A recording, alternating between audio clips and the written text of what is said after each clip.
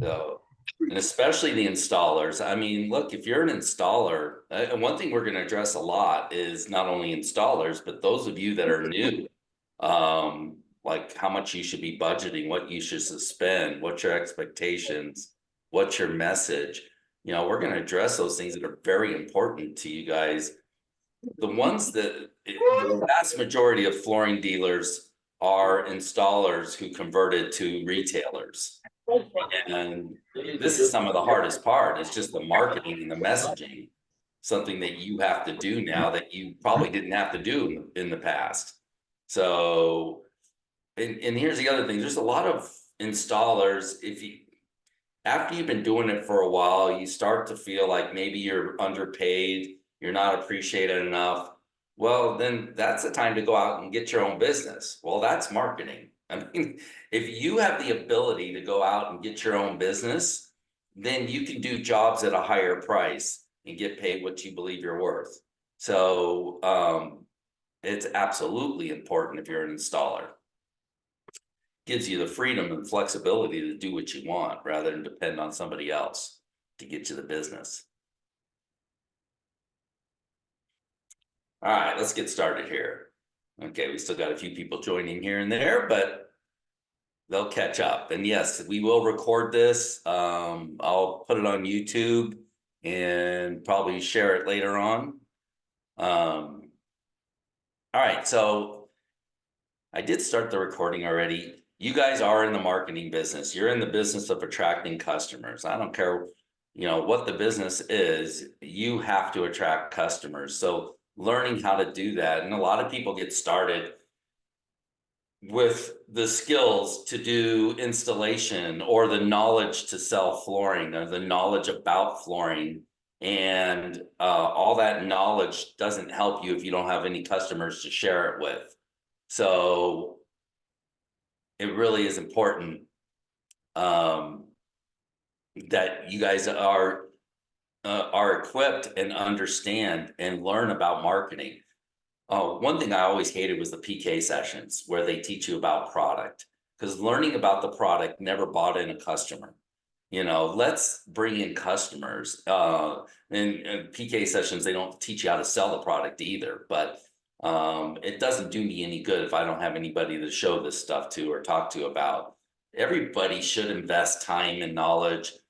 I mean, looking at videos for free on YouTube if you want, but you should invest a certain amount of time to learning about marketing and studying. Look, if you have the power of attracting customers, if you're good at marketing, man, there's no limit to what you can do. And if you want to someday sell your flooring business and get into a new business, those skills will follow you no matter what you do. So no matter what business you're in, if you're able to attract customers, you're good.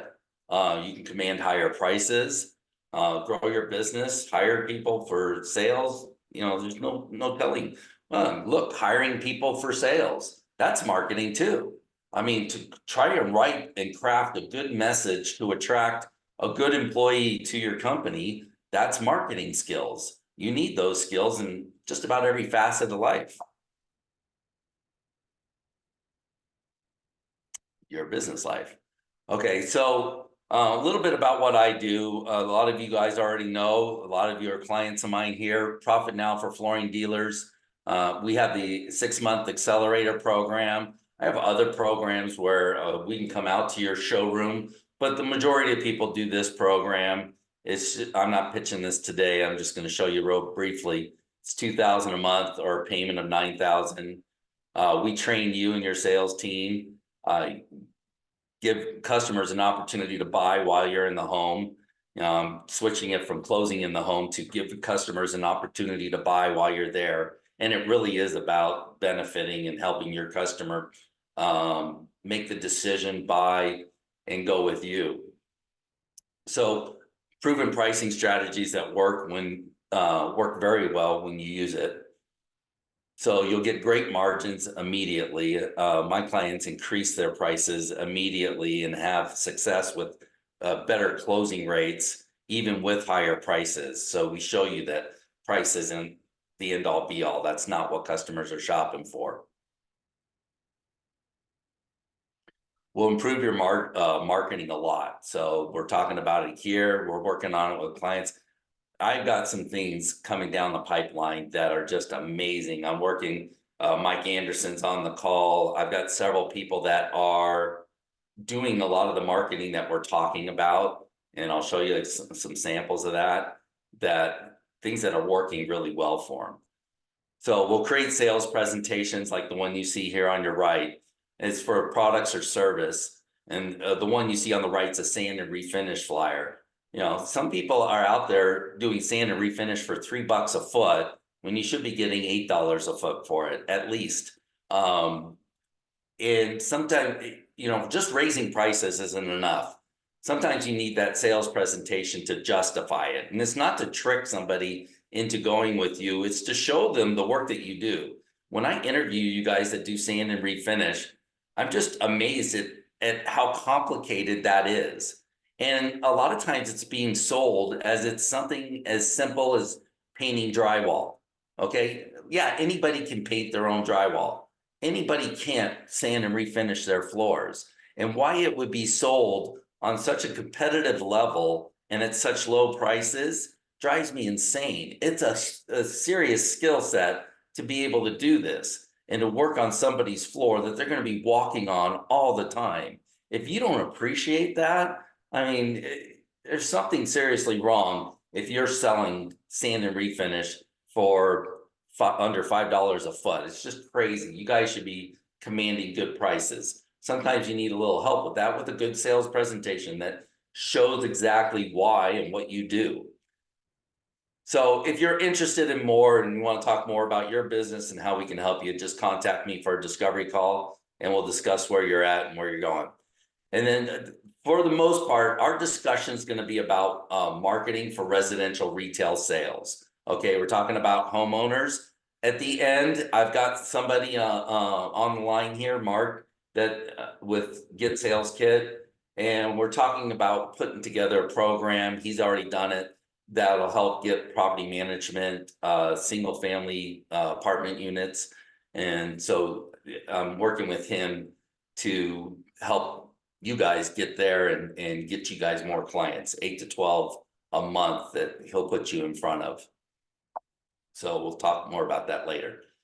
All right, so let's dive in. The biggest mistake we make in marketing, first of all, we spend too much money on too many things in hopes that they work.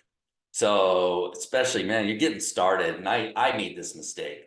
And I did start out my business. It's very difficult starting a company with no capital. I at least had $50,000 capital to start, but I blew through it right away, doing way too many things that didn't work. You know, and I was pretty good at marketing at that time, or I thought I was good. I wasn't tracking good enough. One of the biggest mistakes you make, you do a lot of print advertising. And the reason we do print advertising is because we get to see the ad. We can be creative. It looks good. We can compare it against other people. We have evidence of the ad. We don't have evidence that it's working, but there's evidence of the ad. And that satisfies you over doing pay-per-click or SEO or things that you don't really see what's going on. So we invest in this thing and it gives us a false sense that this is probably working, or direct mail or radio or TV, things that you can see it, but man, it's just really not giving you the return on investment that you need. And when you're starting out, spending a lot of money on this stuff, you'll burn through that money, and it is a serious gamble that doesn't ever pay off. Vegas wins every time. And I always said Vegas isn't gambling, marketing is. I mean, it's expensive, it's hard, and it's oftentimes a big gamble and risk. The cost of your advertising, I love this quote, the cost of the advertising is determined by its effectiveness, not the price. And there's a lot of people that are judging the cost of their advertising and complaining about, like, what is the web company charging me? You know, I don't care if the web company's charging you $1,500 a month, if they're getting you a lot of leads and a lot of business, versus somebody charging you $300 a month and you're not getting any business from it. So what they charge you is irrelevant. What business you get in return, that's the only thing that matters. So you can't judge the advertising by the cost. You got to judge it by the effectiveness. I love this. Branding is what advertisers say. Branding is something that advertisers say they're doing for you when they can't get you business. Okay. And I hear that all the time. Well, this is good branding. You know what? I'm not Coke. I'm not Pepsi. I'm not Walmart. I'm not Nike. You guys, we're too small for branding. All right. So you can't do branding. It's fool's gold. You need direct response marketing. You need to get a return on your investment. You can't afford to just get your name out there. And I'm telling you, it really doesn't work. I mean, it's going to work over years in your small area when people are driving by your store. Okay, the branding will work over a long period of time. But for the most part, people aren't looking for your product or service until they're ready to buy it. So all the branding in the world is probably going to be irrelevant because they're going to do a Google search for you. I mean, look, I wouldn't even take it for granted the fact that I did work for somebody that they're going to use me again. So if my brand's so damn good, I wouldn't have to advertise because the people will use me again. Well, that's just not true. You've got to do a little bit of advertising to your previous customers. They're not going to automatically use you, especially if you did a good job. And that doesn't make any sense, does it? If you screwed up their job and you go in and fix it, they'll use you for life. If everything went well, they might not remember your name, and the feeling might be is anybody can do this. All right. So if you don't stay in front of them, they might not remember who you are. Furthermore, if you offer other services, they don't automatically use you for those other services. I remember I was in the blind business, and my company was called Blind Devotion. Yeah, people bought Hunter Douglas blinds for me, all kinds of 2-inch wood blinds, shades, mini blinds, all these kind of vertical blinds. And there was a lot of people didn't know I did shutters because I was in the blind business. So don't take it for granted that people know just because you sold them carpet that you also do hardwood or tile or other services. You have to educate them. So don't take those customers that you have for granted. That was a long speech on branding. Okay, so the most difficult thing about marketing, it just takes time. I mean, and there's a lot of people out there that's been asking the question lately, hey, what's something easy I can do that works really well? I'm sorry, if there's something easy that works really well, don't you think the big guys are spending good money doing that? So there's nothing easy that works really well. It takes a little bit of time and it takes a little bit of money in the beginning, and you have to grow as you go. If you spend too much money too fast, you're going to find it's very ineffective. I like to look, ideally $50,000 to $100,000 to start my business. That's a good amount of capital to have. But the mistake that you can make is you can blow through $100,000 like that, trying different advertising things, trying to attract customers, and you're trying too hard, too fast. It's just not going to be very effective. It takes a little bit of time. And if you don't grow organically in some fashion, now, if you got the money to spend 15 grand a month, great. But many of us don't have that kind of money. We don't have that kind of capital. So it's not realistic. And we'll show you the empires, these big companies that they are spending so much money every month. You can't keep up with them. So we got to figure out what we're going to do in our market that's effective so we can survive the next couple of years as we're growing our foundation. But so having capital in the beginning, it's great, but it's not the end all be all because sometimes you blow through that capital really quick. So yeah, this Chris started Floor Doctors with 10 grand in the bank and then spent 40K a year later to shoot and air TV commercials. It was a total waste. So it's just really hard to make an impact. And especially with TV and radio, the way that's watered down, and most people go with paid services that are commercial free. So it's more expensive to do TV and radio and less effective to get it to work.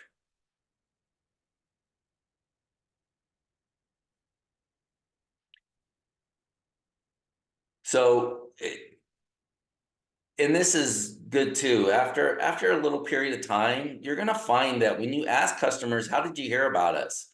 A lot of times, it's more than one answer. That they saw the ad, they drive by your store every day, so they started noticing that. They saw your vehicle. They went to your website. There's usually multiple reasons. They got a referral from a customers. So oftentimes, as my business grew, and I would ask every customer, "How did you hear about us?" It was really hard to track what marketing was working because oftentimes it was really guerrilla marketing. They did hear about us from multiple resources. So how much should I spend on marketing? What should I budget for it? It's really important to build a solid foundation. This question, I hate this question, and marketers ask this all the time. What's your marketing budget? I haven't met hardly anybody, especially those of us that are smaller business, that has a marketing budget. I never had a marketing budget. I would talk to an advertiser and judge, say, okay, can I get a return on investment with what I'm spending? Again, it doesn't matter what I spend with them. If I think it's going to give me results, I can spend more money because it's going to give me results and I'll be able to afford to pay for it. So none of us had a marketing budget. So for advertisers to ask that question, it's a bad question. And I really hate it when web companies ask you that question because you'll give them a marketing budget that's ineffective. So, and they'll spend that marketing budget based on what you said rather than be the professionals and give you good advice. So generally in your first couple of years, your budget tends to be a lot higher. And it's because you're not making a lot of sales. So even closer to 10%. And that's why it's good to have a little bit of capital, but make sure you're going through it slowly, that you don't blow it on things that don't work. So doing things that are effective, building up that foundation, and we'll show you a lot of things that are cheap and free that you can do. So I don't care if you don't have any money. I don't tell you to give up and go home. Let's figure out how to get where you need to go. And as you build your foundation, you're going to start getting down to about 5%. It was fascinating, though. I went to a conference with over 1,000 flooring dealers, and they were trying to get them to up their spend from 2 to 3%, from 1% to 2 to 3%. So there's a lot of people that are selling $2-3 million. They're only spending about 1 or 2% on advertising. So I think a healthy number is closer to, especially if you want to grow your business. If you're spending 5%, you're doing it the right way. So we're going to show you how to spend that money as well. I think a healthy minimum budget is about $3,500. I think that should be built into your operating expenses. And that $3,500, again, that's a minimum. I like about $5,500 as a minimum for overall marketing to do both Google pay-per-click, SEO, and to do other various things like home shows, networking groups, do a little bit on Facebook, not paid advertising on Facebook, but maybe boosting posts, some social media things. And maybe there's some little local things that we'll still try it out. We'll still give money to a billboard in a baseball park where the kids play, or, we're going to put a little money in places.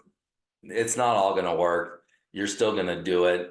It's really trying to avoid some of the bigger ticket items that you don't have good evidence that they're working, like some of the print and radio ads.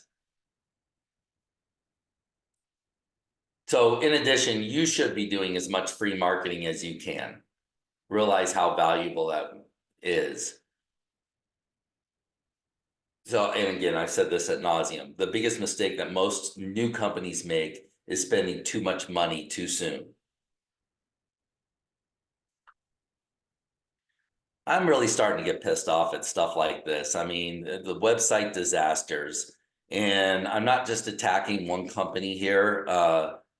Companies I really like and recommend are doing the same thing. So I've seen it done from everybody. Uh, so let me show you. I just pulled this up. I went to, oh, I kept their phone number up. Sorry. Blocked their name though. So these people have a showroom, and why is there not? There should be a clickable address right up at the top. You're going to make people search for the showroom, and it's hard to find. I had to scroll around. And this is one of the top web companies in our industry that created this website. So shame on them. They didn't have a clickable address on the website. And when you go to the map, it was horrible.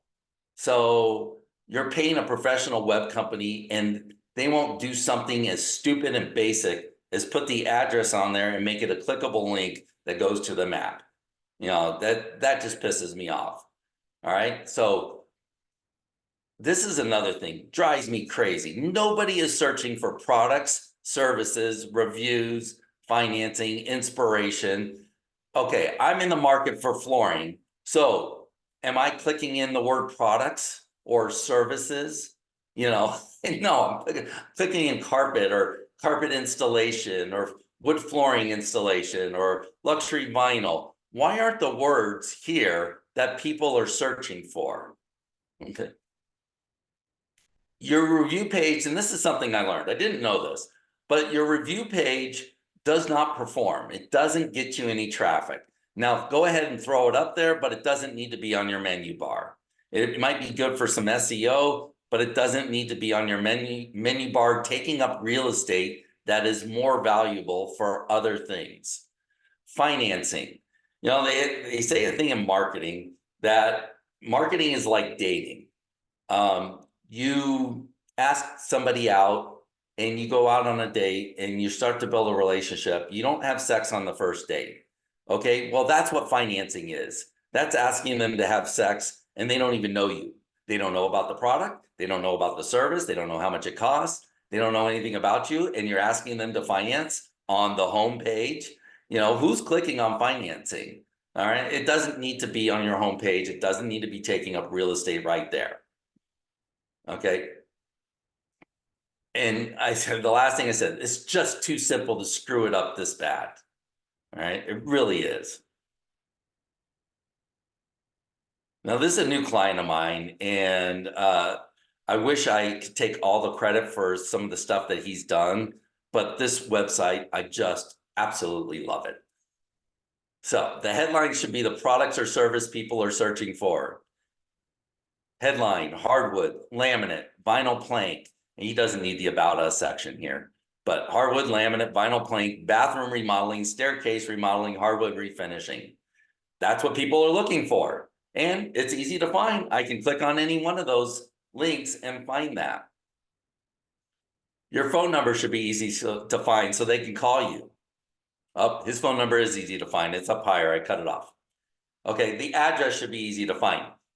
And it should be a clickable link that goes to the map section. His doesn't have that, but the reason is he doesn't have a showroom. So he only does in-home estimates. If you only do in-home estimates, you really have to emphasize with customers and push them to the in-home estimate. So this isn't bad. I mean, it could be better, but free in-home estimate, schedule now. He's got schedule now there. It takes you right to the calendar. You can book your own appointment, and then he'll call and follow up and make sure he knows what you're looking for, confirm the address, confirm the appointment. Great system, working good for him. Okay, so if you don't have a showroom, you need to emphasize the fact that you offer free in-home estimates. And I see this all the time where, it's like the customer has to figure it out. Well, there probably should be a van or a vehicle on your homepage that they can click on that van. And that really emphasizes that, hey, we come to your home, I'll show you samples, and we do a free in-home estimate.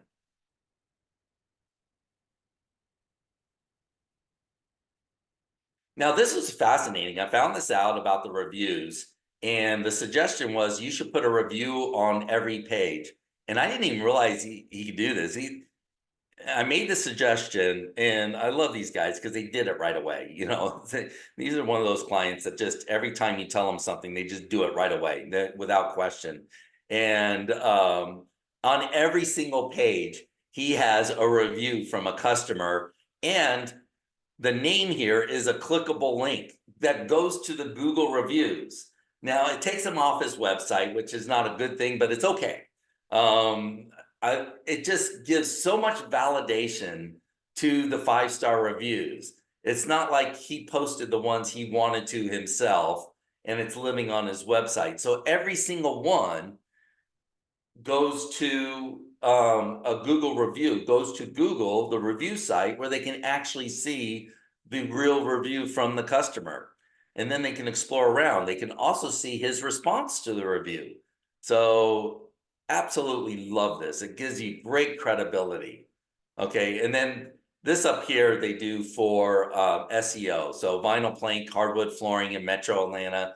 This is all, I don't know, I think it's called H1 tag or something like that. And it's really good for your SEO. So good website. I'm not sure who did their website. I don't know if it was Floors App or somebody else that did this website, but in order to get a good website, you don't need a good web company. It's up to you to drive it. My rule with the web companies is you don't ever tell them more than 2 or 3 things at the very most. Don't ever make more than 3 changes at a time. People that run web companies aren't human beings. They're androids and they don't understand English. Okay, if you tell them you want a circle, they'll give you a square. For some reason, you could tell them exactly what you want in plain English and you won't get the results you're looking for. You usually have to tell them a couple times. Frustrating as hell. It shouldn't be that way, but that's the way it is. So set up your expectations that way, that you understand that, one, I can only tell the web company a couple things at a time. You can have a whole list, but don't give them any more than 2 items. Okay, maybe 3 at the most, if they're simple changes. Once they make those changes, then give them the next 2 items, okay? And then crystal clear as you can make it, how you want it done, all right? And no matter how clear you make it, they're still going to screw it up most of the time. You're going to have to tell them again and make corrections. So I think part of this is a matter of lowering your expectations, understanding what you're dealing with and what you have to do. Look, and this isn't just web companies. I've dealt with marketing for over 40 years now. No, I should age myself that way. I would say over 35 years now.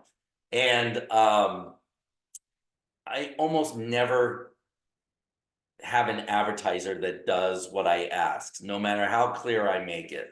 So it's not just the web companies. There's something about marketing people that they just don't really get it. So, okay, how your money's best spent. We talked about having like a minimum budget of 3,500. And look, most of my audience, you guys are under $5 million.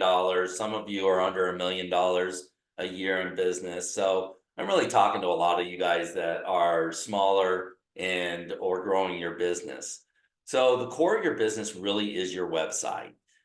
You should invest $1,200 to $1,500 for the website hosting and good SEO. Now, one thing I found with SEO, it used to be that SEO was very, very cheap. You would get a website for $400 or $500 a month, and that included SEO, and it wasn't bad. So Chris says, I have 2 meetings a month with my web company.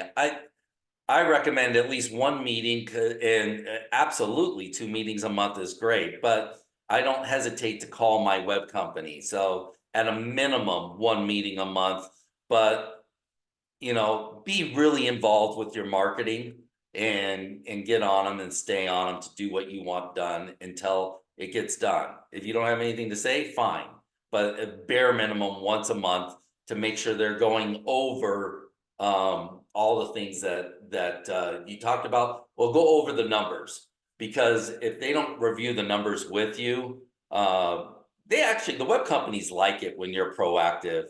If you just trust them, and that's the worst thing you could do. Don't trust your web company. And that's not because they're not trustworthy, and it's not because they're not honest and good people. You don't trust them because they're not going to do for you what you expect them without you being a squeaky wheel. You got to make noise.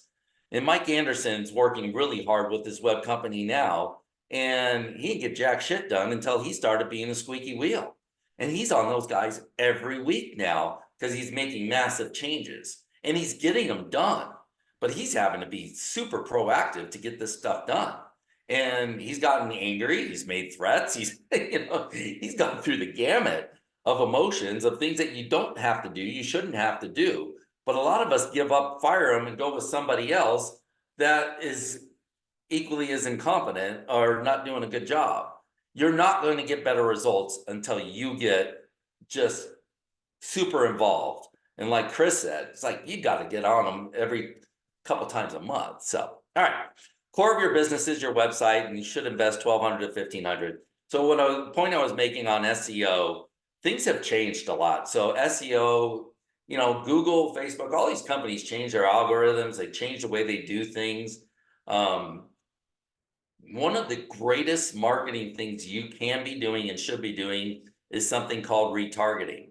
Well, I just found out that they're going to do away with retargeting by the end of the year. They were supposed to do away with it sooner, and they decided to push it out till the end of the year. And retargeting is somebody went to your website and now you feed them ads and put a cookie on their person, their computer, however it works, and they start feeding you ads from that company. So it looks like, man, these guys are everywhere. Retargeting is very good, very effective, and inexpensive. And that's something your web company should be doing for you. Okay. Now,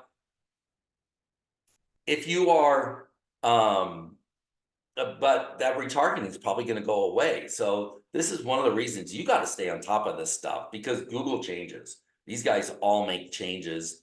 And once you get it dialed in and get it working really well for you, they're going to come along and screw it up for you. So you have got to stay diligent, stay on top of it. But it's not unusual to pay 12 to 1,500 for good SEO. And again, you're not judging it based on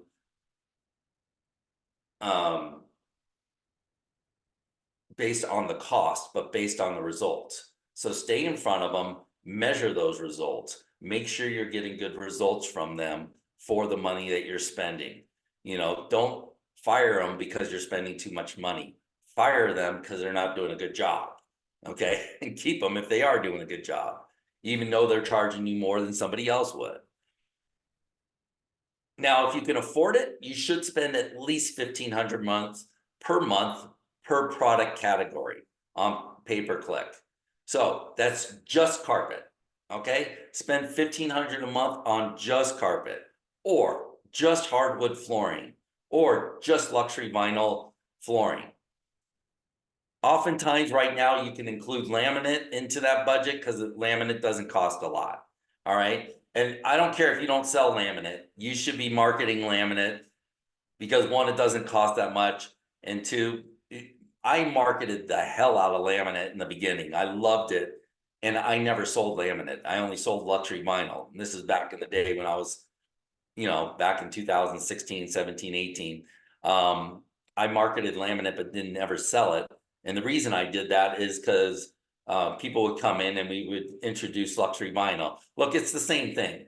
Basically, laminate and luxury vinyl are some type of wood look flooring that's less expensive. Okay. So that's really what customers are looking for. They're not really looking for that category of laminate luxury vinyl. The only reason that they're influenced by that is because of marketing and the way that things work in the market, that luxury vinyl has become more popular. So what you want to do is you're pushing laminate, even though that's maybe not even what they're looking for, but that's a keyword they're typing in. That's the reason you're pushing it. is because customers are familiar with the word and it's something they're looking for. But it's getting less of a search, so it doesn't cost a lot of money. But back to the point, $1,500 per month per product category on pay-per-click. If you say I can only afford 800, then don't do pay-per-click. Wait till you can afford it. If you can't afford 1,500 a month just on one product category, then don't do it. And then somebody asked a question, were there, my PPC had nearly 20 keywords per category, such as carpet. Should I shrink the amount of keywords down per category? Absolutely. Work with your web company, figure out what the good keywords are. I want you to spend more money on fewer keywords. It's better to dominate a few words in a small area than it is to water it down with a lot of keywords and trying to go after a lot of people in a large area. You know, I would, and we did this, we dominated carpet in our market. So our showroom was in Chandler, and around our showroom, we were #1 over Empire, Express, over Home Depot, Lowe's, over all these big guys. Now, we didn't show up for flooring, but I didn't care. We were making good money and selling the hell out of carpet, and we were still selling plenty of luxury vinyl too. It was at least 40% of our business. So my son just strategically changed the name to Vision because he's selling more luxury vinyl now and more hard surface. So he wanted to get away from the carpet name, but you can dominate a category in your area. Okay, but if you water it down between everything you carry, you're never going to get any headway. So as your business grows, I do recommend that you spend more on PPC advertising and your keywords. And you can increase the size of the territory, but do that slowly, build it as your business grows, invest a little bit more money. So when you get that spend up to 3,000, 2,500, 3,000, yeah, now we can go after 2 categories, okay? So do that slowly and do it as you grow. Do it a little more organically. All right, so you should spend more on, and the reason I so highly recommend pay-per-click over any other forms of advertising, well, SEO too, but pay-per-click over print or radio or TV or anything else is because you are paying for traffic. When you do print, radio, anything like that, you are hoping that somebody sees your ad at the time that they're in the market for your product or service. You know, that's a gamble, that's a risk. You know, you're living on hope and a prayer. When you do pay-per-click advertising, you are paying for direct results. You are paying for them to click on your website and go to your website. So you are paying for direct results. We're going to get a little background noise here. My grandson's coming in. We're watching him this afternoon. Hi. So we'll see if Grandma can pull them off here. So Amanda said, what percentage should we spend towards marketing? And it really is, I said this earlier, you know, 10% when you're new is not unusual, but as your business grows, you're going to get closer to 5%. And some people can do it with 4 or 3%. The goal is not to spend the least amount on marketing. The goal is to get the greatest results. So, you know, and we're trying to better our best. So we're trying to spend a percentage based on hopefully what we will do next year, more so than what we did last year. But nobody really goes through their budget that way. So what we're trying to show you is the right way to budget. Okay. So the question I got is, what's everyone spending per month on Google pay-per-click and what's the annual revenue? You know, it's all over the board, and this is why we're going through this, is to give you guys a baseline and an idea and a recommendation. And this is what drives me nuts about web companies. They don't do this. They don't make recommendations to you. They ask you what your budget is and they want to spend your budget. So they'll say, okay, so Amanda, what kind of budget do you have? Oh, I don't know. I could spend 800 a month. Oh, okay. What do you sell? Well, I sell carpet, tile, luxury vinyl. Oh, all right, sure. What areas are you in? Well, we want to do this area, you know, maybe 15 to 20 miles outside of our showroom. You know, what do you recommend? And they water down your marketing, and it's ineffective. You know, and it's not because these guys are trying to get money out of you, and it's not nefarious. It's just because, one, they don't have the knowledge. They should have the knowledge. They're in the web business. And I'm so tired of these people that say, I came from Google. So what? You came from Google. You're doing dumbass things, even though you came from Google. So don't give me that shit. Um, so, don't be impressed by that. But I would love it if they would make recommendations and be bold enough to share and say, this is what you should do. This is what you should spend. Okay, $800 isn't enough. You need to spend $1,500 on this type of advertising. Here's what we can do that would be effective. Oh, and we'll do some social media for you too. No, don't give them any money for social media. I think social media is the biggest damn waste of money. When you're paying companies to do social media, if the social media marketing works really well, and I might be getting ahead of myself, I don't know if I said this in a slide or not. If the social media works really well, you're going to get a ton of leads that go nowhere. That's with paid advertising. You can do a ton of stuff for free on social media, or spending a few dollars, controlling it yourself, boosting the post yourself. But you need to spend so much money to generate traffic and leads, and then you need to manage the hell out of those leads, and they will piss you off. It might be a net win, but going through 20 leads to get to 2 or 3 good ones, that is aggravating as hell. Even though the money makes sense and it's a net win, it'll piss you off.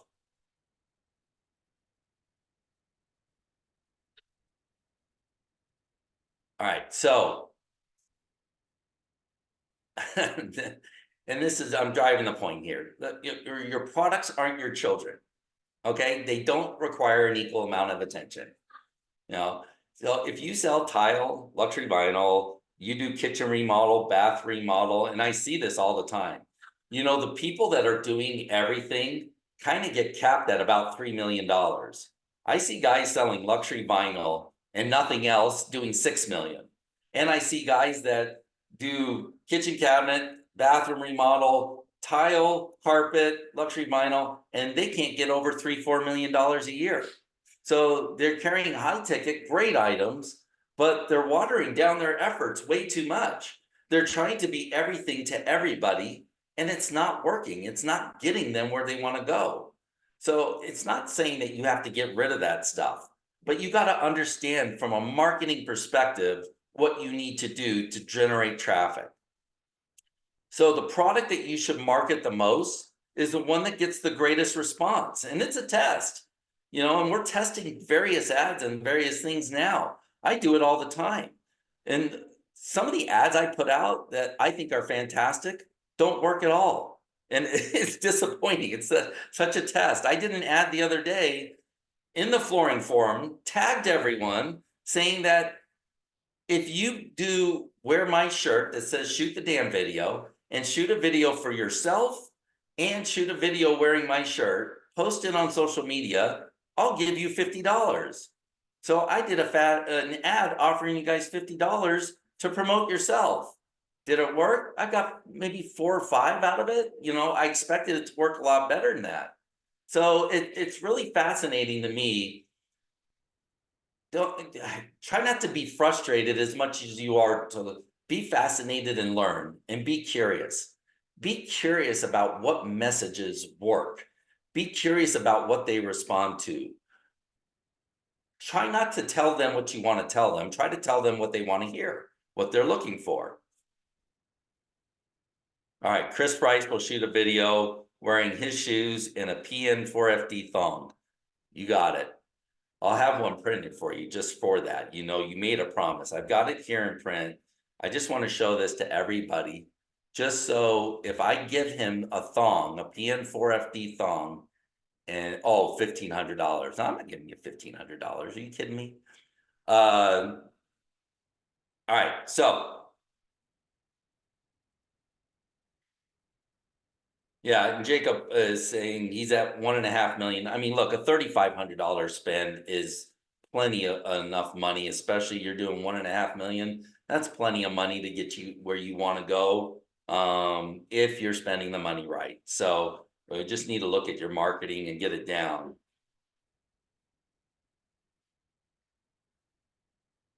So carpet is a great one for using pay-per-click advertising. It's not a visual thing. It doesn't work on Facebook, but the words work. It also works on your vehicle very well. But pictures just don't work with carpet. Carpet never looks good in a photo, digitally, or whatever. And you can never tell what somebody's advertising. Are they advertising the fireplace, the furniture, or what is somebody advertising? Carpet, the only way carpet works well is on stairs, but it still doesn't look good. Okay, so it's good advertising on pay-per-click, and it gets really good results. And what I like is people's belief is everyone's getting away from carpet. And they've been saying this for years, and that's why I've been able to dominate that category. But one dirty little secret, Empire's starting to invest a lot more money in carpet because they realize that too. So the cost of carpet advertising is going to get a little bit higher, but it's good on PPC, works really well. I never liked luxury vinyl on PPC because it gets watered down between too many keywords. And luxury vinyl, unlike laminate, is something that customers typed in, and it was something that they understood, and we have one word.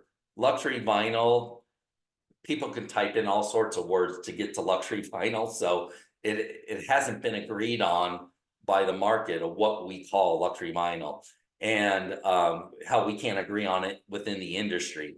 So it makes it a lot more challenging to market. Now, if that's only what you sell, then go to war with it and sell the hell out of it and dominate that category in your area. My favorite term was waterproof wood style flooring. I love that term. I love that description, but customers aren't typing that in. So it's stupid for me to use that description, even though I think it describes what they're looking for exactly. Waterproof wood style flooring. It makes sense, but take some advice from your marketing company because they could do the research to see what people are typing in. And you still got to go with the keywords under the category that people are actually typing in. Oh, so Matt says even Lumber Liquidators is making a huge investment in the carpet right now. So Travis, are you guys running your own AdWords, or do you have a company managing it? I mean, the vast majority have people managing it. I always have somebody to manage it. There's things I know, but then there's things that there's no way. I just don't understand some of the bigger marketing thing, or some of the algorithms and things like that. So I've got one client that's absolutely crushing it with this ad by simply boosting the post. And the thing is, and we'll get into this more, what do people want? They want the product, they want the price, they want to know when they can get it done. So here's the product. It's a shower, a 3x5 shower. The price $14,997. Here's all the stuff it includes, and they can get it done in 2 weeks, start to finish. So it's not this client. This is a flyer I made for him, but another client is using this ad. His price is now $12,550. It used to be $6,500 to do a shower, and he's beating the competition who's less expensive because he's able to give them a price quickly in the home, and nobody's calling him for an estimate. They're calling him to place an order. Can you turn that down a little bit, huh?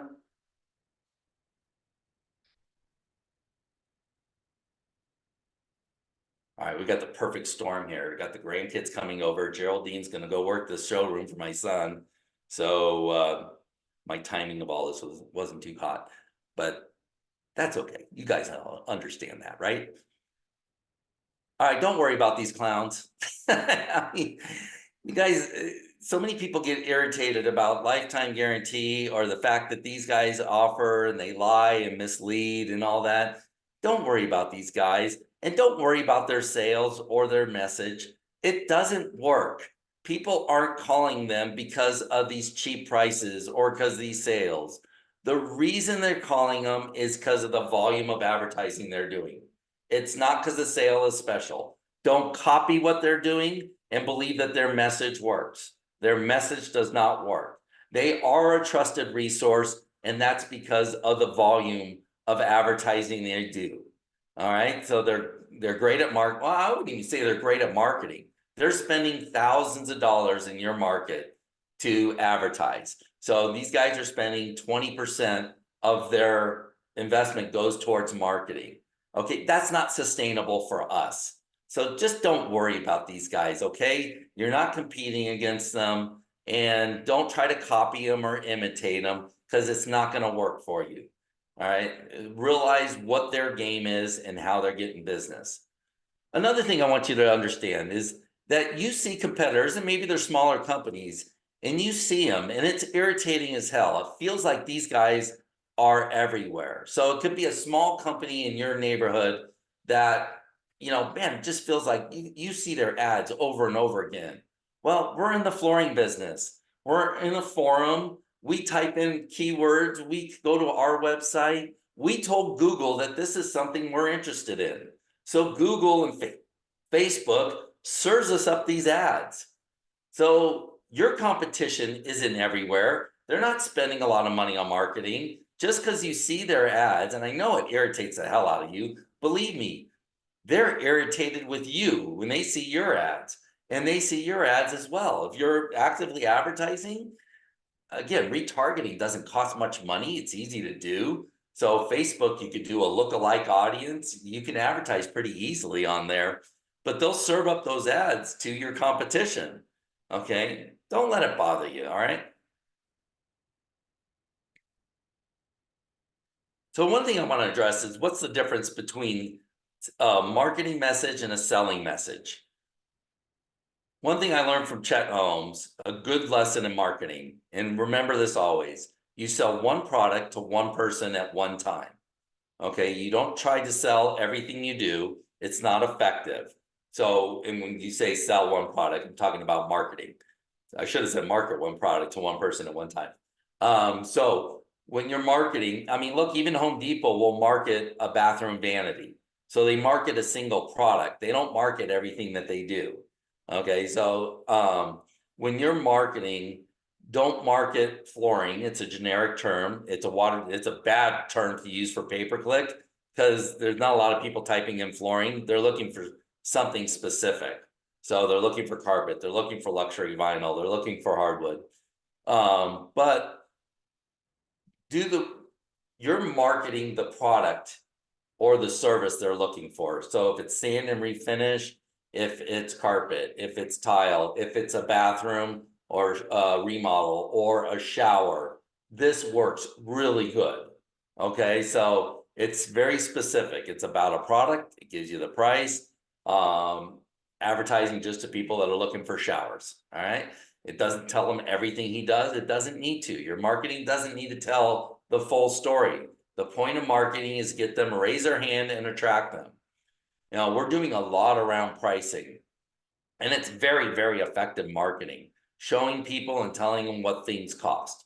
So we're developing a lot of stuff that works really well because it gives people information and helps make them move forward and understand that you don't need to be accurate when you're giving them a price. You need to give them an idea. You need to give them a budget just so they feel comfortable. And when they compare you to somebody else, if you're doing this, they're not going to find the information anywhere else because nobody's doing it. But here's some selling messages. Love your carpet guarantee. Okay, if you don't like your flooring, then we'll replace it. And we offered the Love Your Carpet guarantee. I know Abbey dealers, they offer a guarantee, love your flooring. I think CCA does it too. So if you don't like your flooring, they'll replace it. That is not a marketing message. That's a selling message. So if you're leading with that, that doesn't mean anything to anybody. They're looking for flooring. They're not looking for a guarantee. Not at this point. Dumbo spray. That's something we do to treat the floors. It kills dog urine, mold, mildew, bacteria, and odors. Fantastic selling messages. We've sold a lot of carpet with this message, but it's not a marketing message. It's a selling message. So look at your website, look at your advertising, and ask yourself, is this a marketing message or a selling message? There's messages like lifetime guaranteed. If the product is lifetime guaranteed or the installation, those are great selling tools. it doesn't mean anything to anybody when they're looking for it. They're not looking for a lifetime guarantee. They're looking for the product. Owner's promise guarantee, fantastic selling point. It doesn't mean anything when I'm shopping. When I always said trust is something that you break. It's not something you have to build. So having an owner's promise guarantee when you're marketing doesn't mean anything. I'm looking for flooring, and I'm sure everybody I'm looking at that's marketing, I'm sure they provide good quality product, service, decent price, whatever. I trust everybody I'm looking for because they probably wouldn't be in business if I couldn't trust them. Okay, they've got reviews and all that. And nobody comes at it and says, we're not very reliable, but at least we're less expensive. All right, so your competition's not doing that. Believe me, they trust you and they trust your competition. Here's some good marketing message. A March Madness sale. Again, sales work for eye candy purposes. They don't really drive traffic to your showroom, but as you're marketing, as you're messaging, it's always good to have a sale, have a special. It is good eye candy. It does work for getting you attention, but when they come to your showroom, they won't acknowledge the sale. They're really coming to you because they noticed that your ad at the time that they were in the market. That used to frustrate the hell out of me because I talk to customers, I listen to them, because I'm really interested in what they think and what made them act. No matter what sale I had, when they were in my showroom, they never identified the sale special, talked about the product that was on sale. It just didn't work, but they were in the market for it and they saw my ad. But it is a good marketing message. Free tile tear out. That's the only message that ever kind of worked pretty good for me. And I had a very high price, all inclusive, but I offer free tile tear out as part of that. And that did work a little bit, not huge, but it did work a little bit.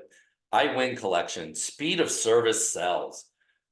I called it my I Win collection. And what that stands for is I want it now. It's an acronym. So installation in just 48 hours, you have stuff in stock, you can deliver it quick. People want speed of service. They want it now. Free and home estimate. So, yep, that's a good call to action. I can come out, decorating your home. That's a good marketing message. Just shoot the damn video, okay, already? I love Jody. Jody is one of my favorite clients that really has some challenges with her marketing. She doesn't have control over her website. So she's part of a franchise and therefore she can't really do a whole lot with her website because the franchise provides the website for all their franchisees and it's basically under one website. So they market the hell out of their own brand and get people to the website, but then they have to find that location. So there's not a lot of independence or control that she has over the website. So now she has a huge challenge in that she has to market her company and use other resources. So we needed to get creative. So this is something new we came up with is Monday Mess Ups. I just named it Monday Mess Ups. She just shot a video going wah wah. It was kind of funny. And that's it. Her videos have this entertainment factor to it. So you're gonna watch them because it's cute, it's funny, it's personable. And boy, this is great marketing, showing decorating disasters. When you're on social media, you're entertaining people. So if you're having fun and you're entertaining them, you will attract them to you. If you're selling and soliciting and soliciting and soliciting, sales, special, teaching them, educating them, you're kind of a nuisance. It's annoying. It's not going to be a very effective. You really literally can shoot a video about anything and have it work. Tuesday tips. So she does offer decorating tips on Tuesdays. Follow-up Fridays. So talk about sales and specials, invite people into the showroom on a Saturday. This is one of my favorite ones, as Jody recommends. So it really is the art of reciprocation. Now imagine this, you're recommending other people. So if you're part of a networking group or something like that, you can recommend other businesses in your networking group. And one thing she started was Jody's Tribe. Wonder if I put that in there. No. Okay, so she started Jody's Tribe, and with Jody's Tribe, what it is um, she had this Halloween event, a trunk or treat, and 30 people came out, businesses that she invited to come out and hand out candy to the kids. And I said, wow, you should start Jody's Tribe. So she did it. And again, she does everything I tell her to do. I love it. She started Jody's Tribe on Facebook, and then she invites them every month to do something, charitable work or something. So brand new company, right? She's been in business just barely over a year, but she's a startup. And now overnight, she's the mayor of her town. Everybody knows Jody. So Jody recommends is now she goes and interviews them. So what I love about this, one, she doesn't have to come up with any content. All she has to do is interview somebody. She talks about how good this other company is and what a good job they do for their customers, and talks about them as people that have good character. Anything she says about them reflects back on her, because if she values good companies with good character, obviously that could be said about her and her business, but she doesn't have to say it about herself. And then she ends every video with, oh, and of course, Jody recommends Jody for all your flooring needs. It is so cute. It works well. Now, it's not bringing in a ton of business, a flood of business, but it's really good marketing. It will work to the Facebook audience. And more importantly, she's building this tribe that she's recommending them. Who do you think they're going to recommend for flooring? They'll tell everybody about Jody. It's the art of reciprocation. They're going to give back to her. And what did it cost her? Nothing, not a dime, not a penny. In fact, with Jody's Tribe, she can make money on it by inviting them into the events. And she does it because she invests a little bit of money, but she's able to invite them into events around her showroom, do stuff for the community, and make a little bit of money advertising her business. It's the most brilliant thing ever, really. Show a new display. That's a good video. You can show off a display, something new that you got in. Ask people to choose what design they like best. The engagement is great. Jay Caesar's doing a fantastic job at this. Jay, I love him. I actually don't like Jay's videos. I'm going to tell him. I always message him. You should do this. But Jay's kind of always promoting. But the thing is he's so consistent and so good about doing it all the time.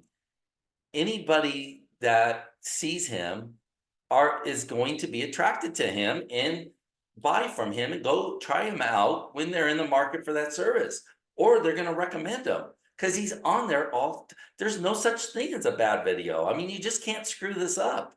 You go out there, shoot the damn video, and they work. And like I said, the advertising I just did that I thought was brilliant, the shoot the video campaign, didn't work very well. And I do stupid shit all the time that works great.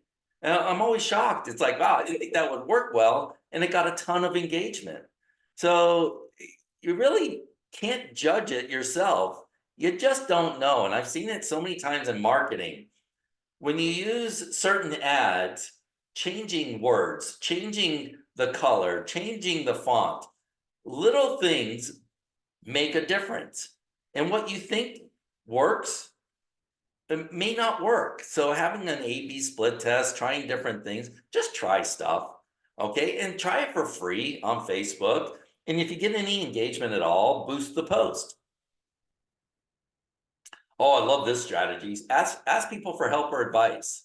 So one of my favorites is like if you have a big group, we have this group called Go Gilbert out here. It's got over 100,000 people in it. I could put out a post there with my logo and saying, which logo do you like better? And get everybody's advice and opinion. Well, I'm basically soliciting my business without promoting my business. I'm asking for help, asking for advice. And people love it when you ask for advice. They love it when they ask for help. They will engage with you. So it's a good strategy. It costs you nothing and it gets great engagement.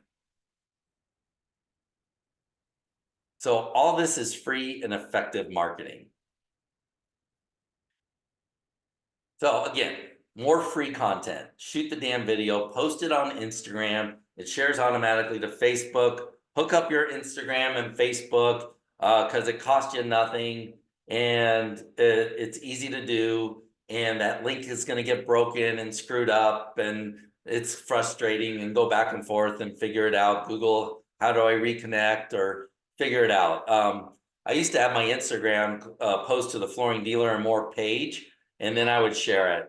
Now it only goes to my personal page. Frustrating as hell. Haven't figured out how to do it right, but I'm trying. But I still shoot the video. So what? It goes to my personal page, and then I share it to the Facebook group. So post content on YouTube. Google owns YouTube.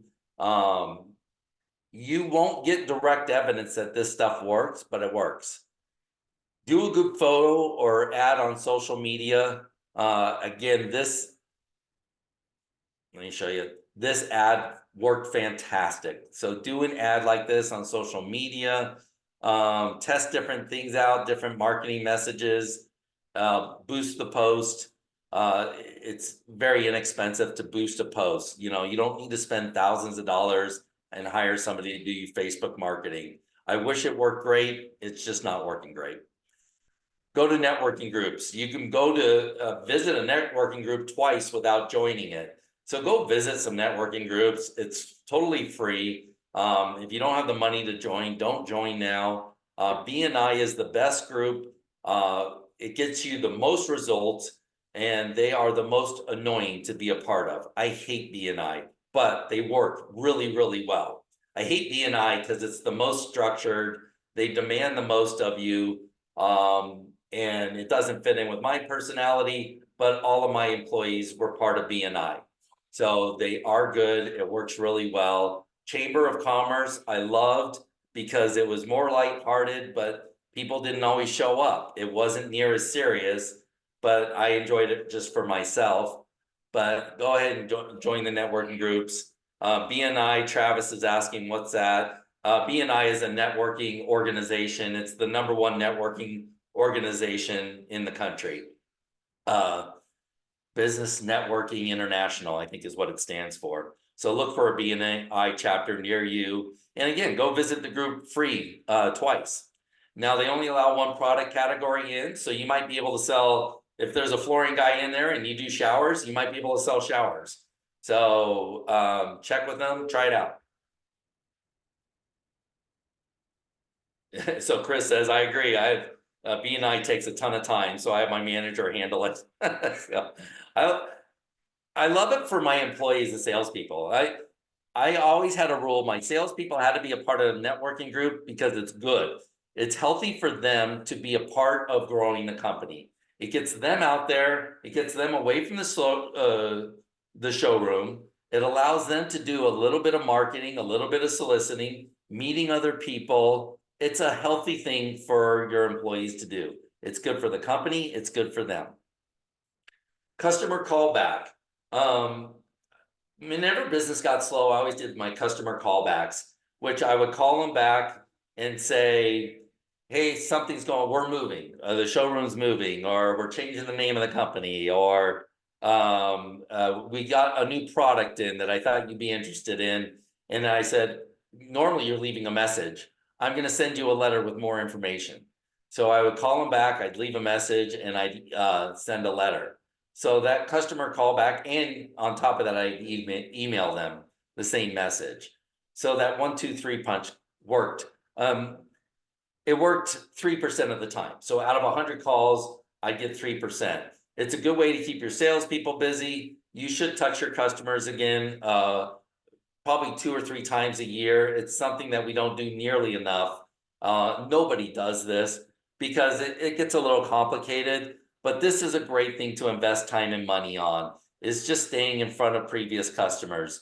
They're the ones that are going to use you again. They're the ones that are going to refer you. So it costs you very little and nobody's doing it. And you can't take it for granted that they're going to use you again, especially if you did a good job.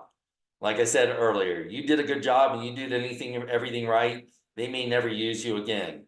You screwed it up and went back and fixed it, they'll use you for life. The laws of the universe. So when you're emailing them, you can email them about fluff. It doesn't, you don't have to be doing sales promotions. My wife and I just had a baby, or, I just got married, or we just, I just had grandchildren. We just went on this vacation, and boy, my people, I just hired a new salesperson. Here's a great one. I just hired a new salesperson and I need them to practice. Can I have them come out to your home and do measure and practice giving estimates? It's a good strategy we're using, and it's working from both a marketing and sales training strategy. Invite realtors to your showroom for their continuing education. I loved using my showroom. Any excuse I can get people to come out to my showroom. I had a Back the Blue campaign for police officers, invited Chick-fil-A to come out. You can get the any supplier, get them involved. Let's say you got Mohawk.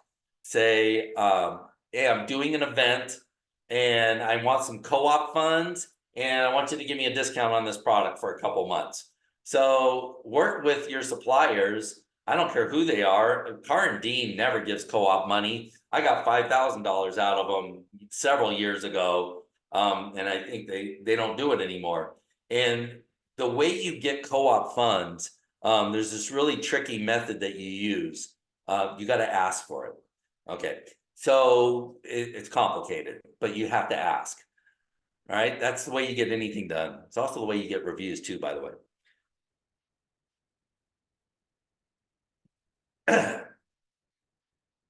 All right, so that's it for that part of it. I just want to introduce this to you guys. It's not for everybody, but this is the Property Manager Connector Program. My friend Mark is on the call too, and so I just want to talk about this real quick, and I'll bring these guys in if you guys have questions. But traditionally, the only way to go after this type of business is belly to belly. It takes a lot of work and it takes a lot of time. Now, a lot of times, if you're lucky, you find and meet somebody, possibly see them again, and you have to get in front of them again and again. It takes on average 8 cold calls to the same property manager to get a project, according to a study that I just made up in my head. I don't know what the real number is, but it does take time to get in front of them. You have to stay in front of them. If you meet them once, they may never do business with you unless you stay in front of them. So you can hire someone to prospect, but it does take about 8 months to a year to get a return on your investment. So if you hire someone, you have to pay that person a salary to get it going, and it may never work. So very hard. And prospecting and not having success is so frustrating. So that employee is going to find ways to work, still make their salary, and not do their job. Okay, they'll do the bare minimum.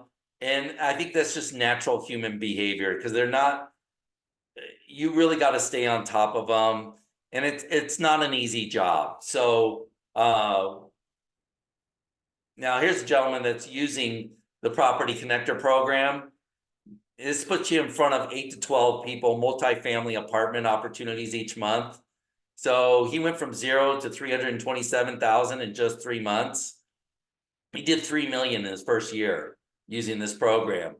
So he said new markets used to take 12 months to make significant revenue. Now we're making up to 400,000 per month and growing using Mark's Property Connector program. This is Mark McCluskey. I don't know what company it is. He's a vice president of sales for his company. So they've got a couple people in their program that are doing this. And this is something I just wanted to introduce to you guys. You can see on the screen Mark Evans and Chris that run the program. We're going to introduce this more and give you more details as we go along. But I just want to gauge your guys' interest and see if this is something that you would be interested in getting more information about multifamily apartment complexes and getting in front of property managers.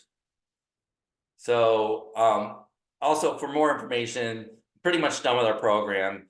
I'll leave this up here. So if you want to get in touch with me about either the accelerator program or the property connector program, you can contact me directly or go to jerrylevinson.com and request a free one-on-one discovery call.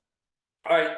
If any of you guys have any questions, though, go ahead and open up your mics and ask your questions. Chris had a question about who does the prospecting, managers, sales. It's a little bit of a complicated system, but if you want to chime in, Mark, Yeah, I can definitely take that one. Yeah, so Chris, great question. So as far as the prospecting and really getting that marketing machine up and running, we take care of all of that. So it's our team that handles all of the outreach. And essentially, we won't hand off a lead until we get a response back from a prospect that says, yes, I'm interested in a new flooring vendor, or yes, come see me, you know, I'm available this Tuesday or Thursday. That's when we ultimately get your team and we take that lead that our team has generated and worked through a variety of different tools and programs, and then we hand that off to your team to say, hey, there is a property manager with 150 unit apartment complex that's 3 miles from your location, and they're interested in meeting you at 10 a.m. on Thursday of this week. I hope that answers that. Yeah, any questions you guys can ask in the chat, or we'll hang on the line for a few minutes. So anybody that has any questions, ask in the chat or open up your mic and go ahead and ask.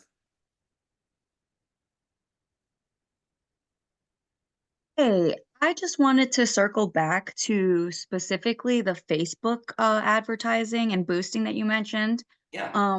And when you recommend boosting, do you just mean like from an existing post that's just doing well to get it in front of more viewers, or you mean a specific ad that's on there? Like, are we trying to steer away from Facebook paid ads, or are we trying to take those and boost those? So the people that are doing Facebook paid ads that are doing it for themselves, they do a pretty good job at it.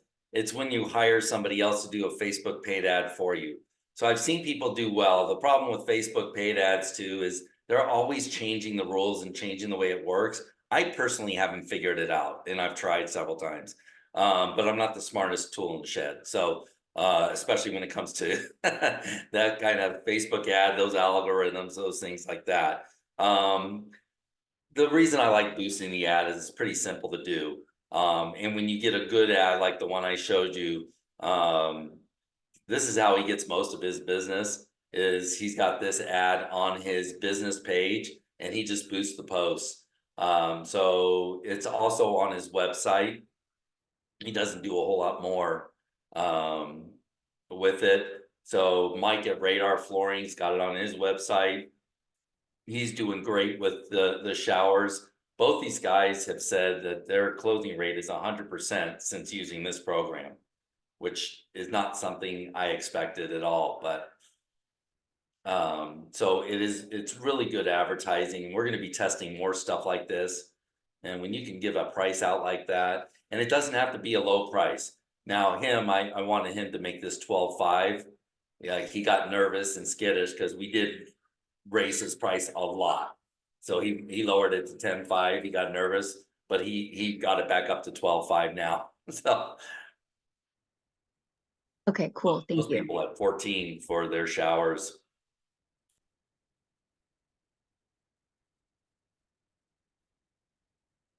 But definitely, I recommend Facebook marketing and messaging.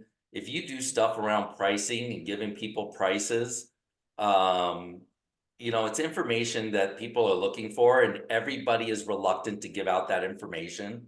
So don't be afraid of it. You give them the information, they're going to like you, and they're going to not like your competition who won't give them the information. Hey, Jerry, I got a question about tracking your marketing.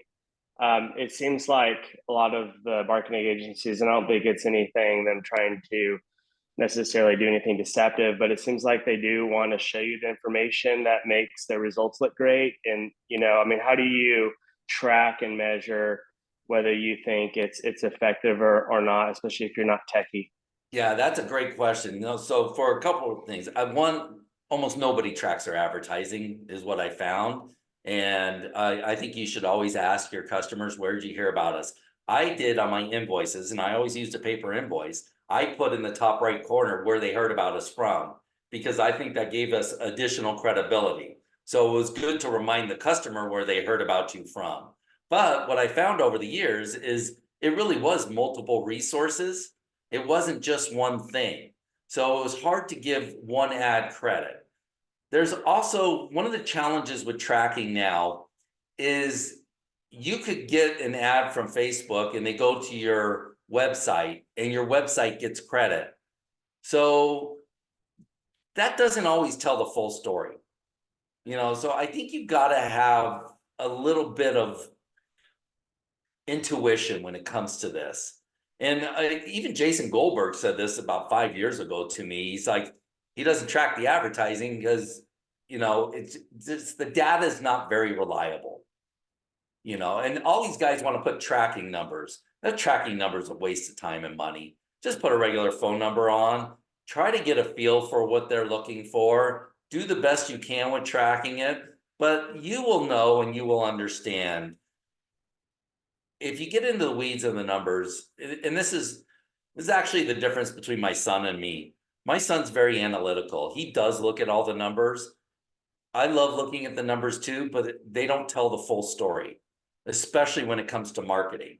So you've got to have some understanding. I mean, there's no better validation than a customer coming in and say, hey, I read all your reviews. You do great. Okay, I know where they did a Google search and they read my reviews on Google, not on my website. Okay. But when customers say certain things to us or they have our ad, that's good evidence that it's working. You want to know the best way to get an ad to work? Fire them. If you're doing a print ad and you fire that company, that ad will start working for you. I think tracking is a good thing. It just I do know, especially when it comes to things like Facebook that do work when you do it yourself, that you might not get the information to back up that it's working. Is it kind of one of those? Oh, sorry. Is it kind of, or real quick, is it kind of one of those things where you're going to be looking at your growth trajectory and your marketing kind of from a 10,000 foot view as well? Like, Yeah. not just getting a paralysis analysis, but going, okay, we're growing, things are productive. Right. Exactly. Yeah. You're going to look at it, the overall, it's kind of, because every web company can show you that you're getting traffic. Like one thing my son saw is he's like, I'm getting as much traffic this year as I did last year, but my business is way, way down.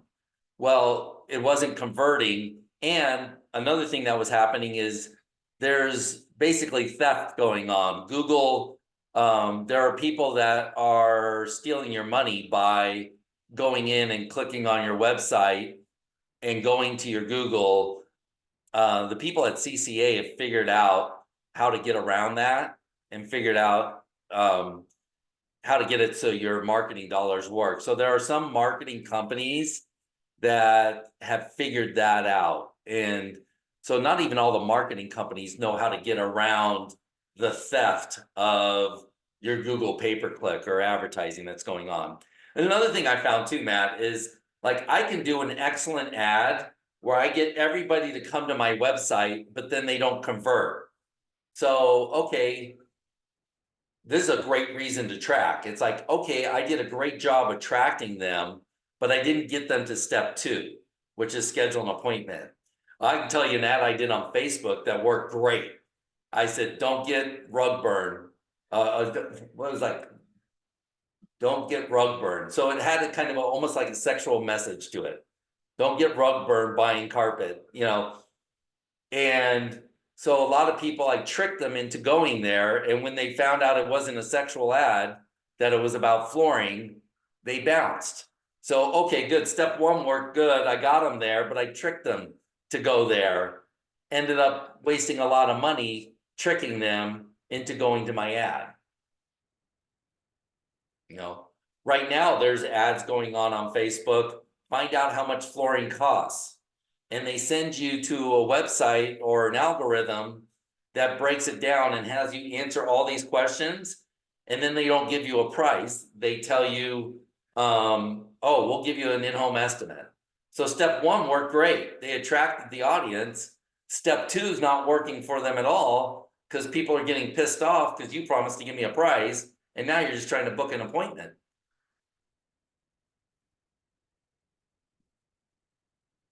So for us as small companies too, a lot of us, we can measure this kind of stuff. We can talk to our customers. We can see what's working. You know, we have a better understanding, not based on the numbers, but we're working with these people, so we know.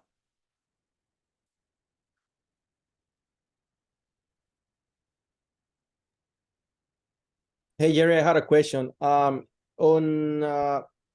does any of your customers that are doing these ads or boost on Facebook, have they ever tried it on like direct mail to see if it works the same way? Because if it's like 100% closing rate, because we do some direct mail, so I'm thinking if we do something similar to this to try it out just to see where it goes. It's fairly new. I mean, this whole presentation is new, so no, it hasn't been done yet. I've got one client that's trying it on the back of a magazine where they do print ads that it's not working. It's like, well, let's give it one last shot. Let's do this.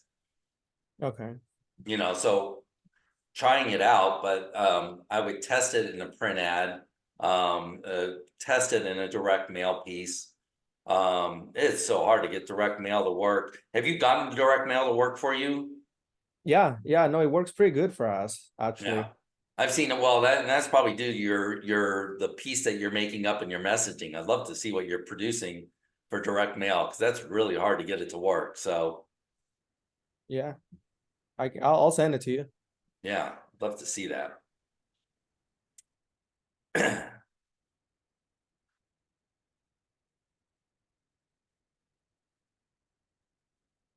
Okay, guys. So any questions you can ask me offline. I'll be posting this to my YouTube channel so you can see it, share it with somebody you love. If you thought that it didn't turn out very good, then share it with somebody that you don't like.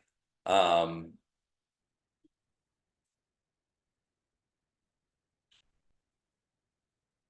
right, guys, thanks for joining. Have a great weekend, and we'll see you on the other side.